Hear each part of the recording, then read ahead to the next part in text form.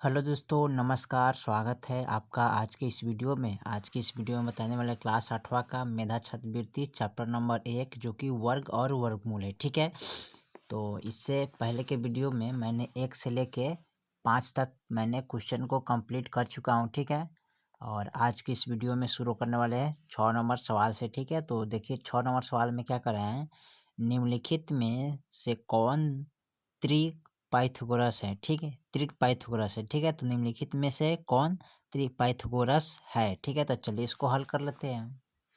चलिए, तो इसमें हमें क्या करना है, पाइथागोरस त्रिक निकालना है। नहीं ठीक, तो कैसे निकालेंगे, तो सबसे पहले इसको क्या करेंगे, इसमें जो बड़ा अंक होता है उसी को हम कर्ण मानते हैं। ठीक है, यानी कि इसको यहाँ पर लिखते हैं ना, लिखते हैं कर्ण स्क्वायर बराबर क्या लिखते हैं, लंब स्क्वायर प्लस आधार स्क्वायर। ठीक है, तो यहाँ पर जो बड़ा होता है वो कर्ण हो जाता है। ठीक है, इस दोनों में से लंब आधार को आप मान सकते हैं। ठीक है, तो एक को मान लीजिए 3 स्क्वायर। ठीक है, बराबर एक को मान लीजिए लंब को 2 स्क्वायर। ठीक है, प्लस एक को मान लीजिए 1 स्क्वायर। ठीक है, यानी कि आधार बराबर, अब इसको जब गुना कीजिएगा तो क्या होगा, 3 तिहाई 9 बराबर 2 दूनी 4 प्लस एक एकम 1, यानी कि 9 बराबर 4 1 5। ठीक है, तो देखिए 9 के बराबर 5 है, 9 के 5 एथी 9 के बराबर 5 नहीं है। ठीक है, तो पाइथागोरस त्रिक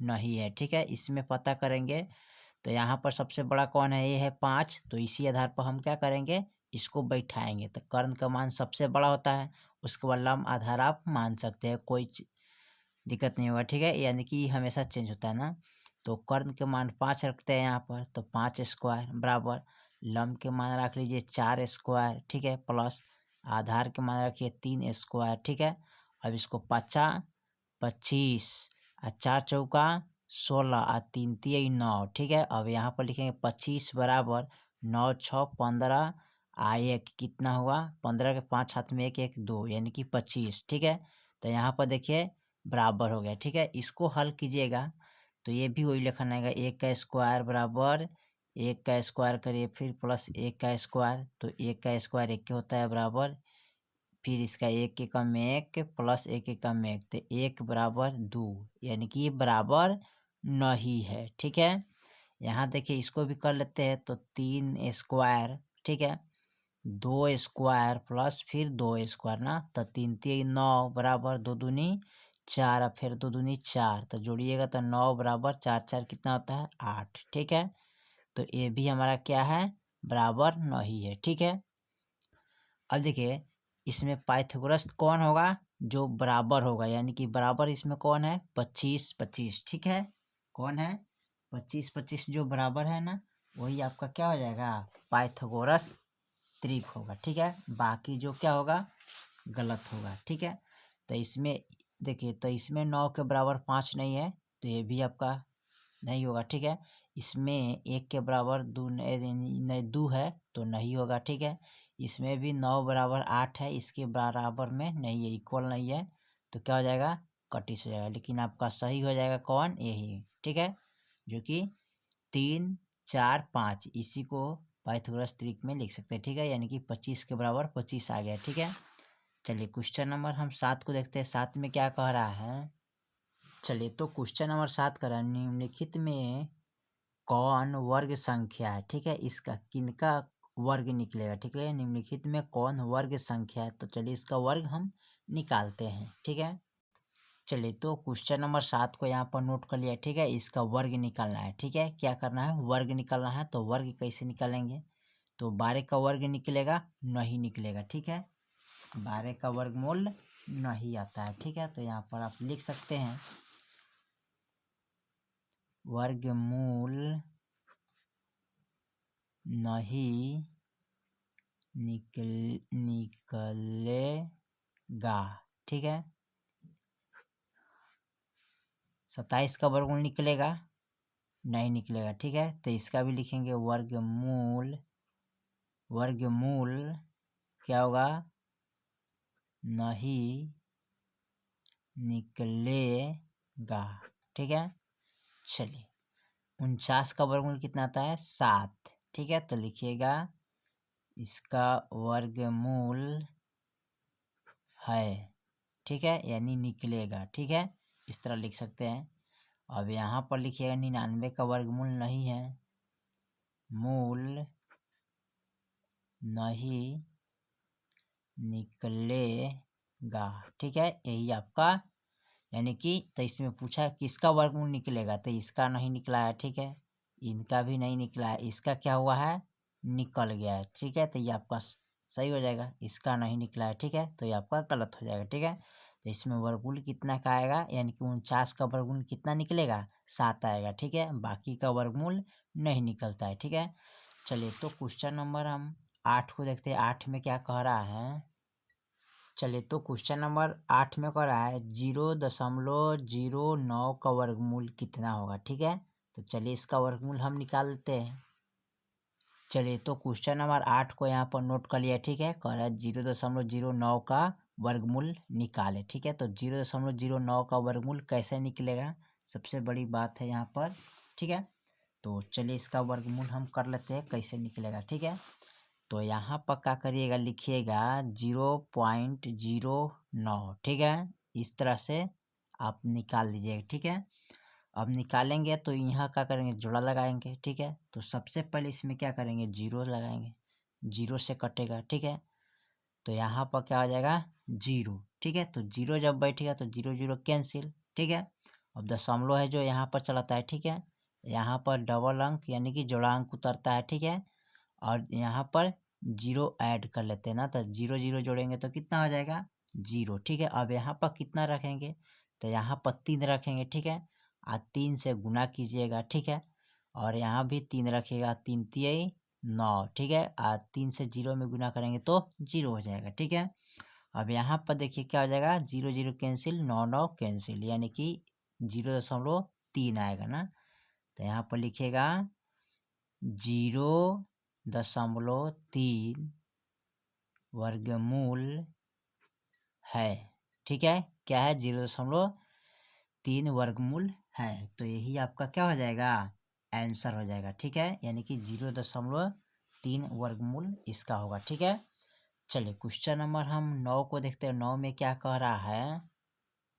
चलिए तो क्वेश्चन नंबर 9 में कह रहा है 0.000 का वर्गमूल होगा कितना, ठीक है, तो चलिए भी इनका भी वर्गमूल हम निकाल लेते हैं, बहुत आसान तरीका से इसका वर्गमूल हम निकाल कर इसको दिखाएंगे, ठीक है, तो चलिए इसको निकाल लेते हैं।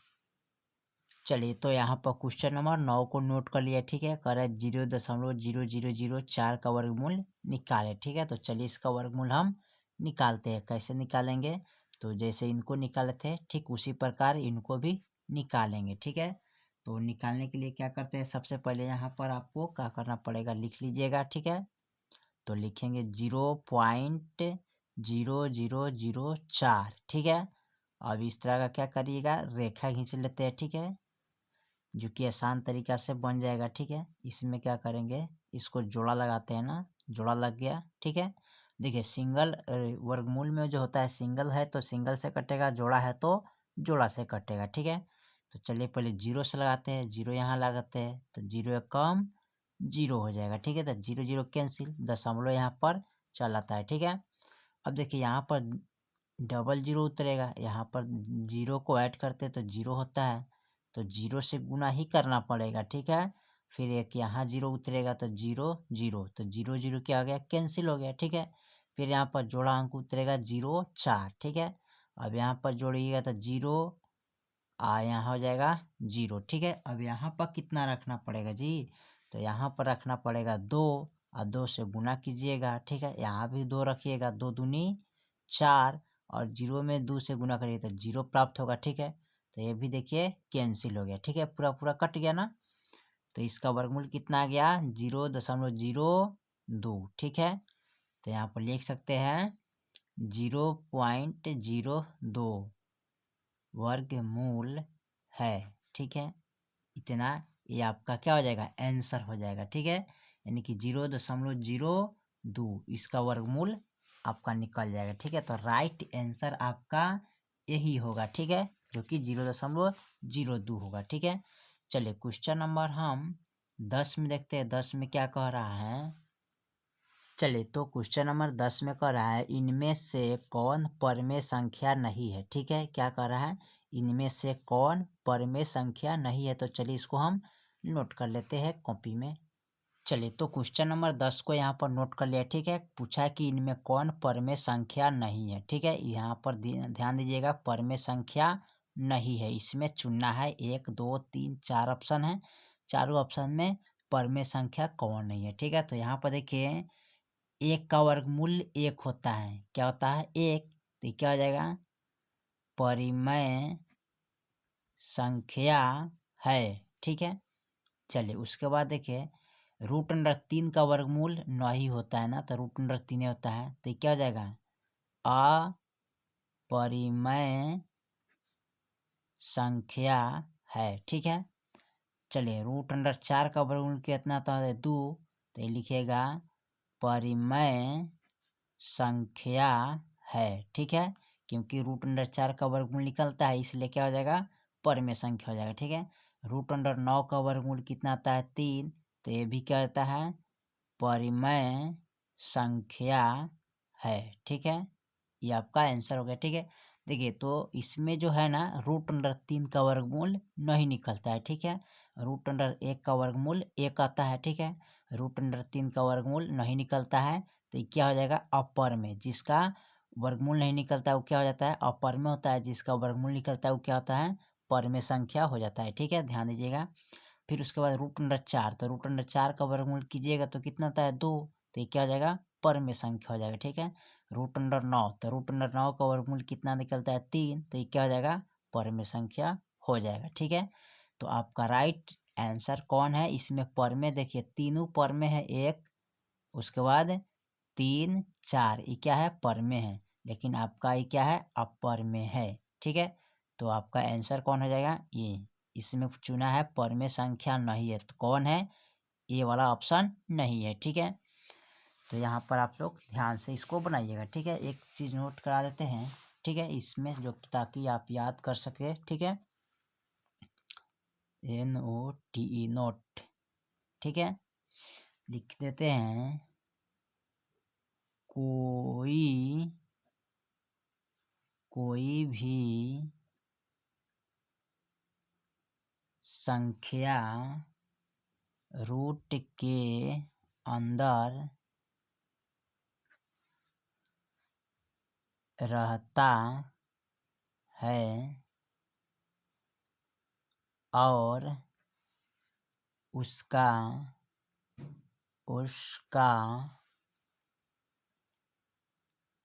वर्गमूल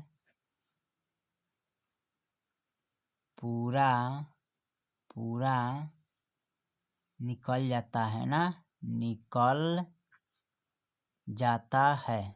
ठीक है, तो उसे क्या बोलेंगे, परिमेय संख्या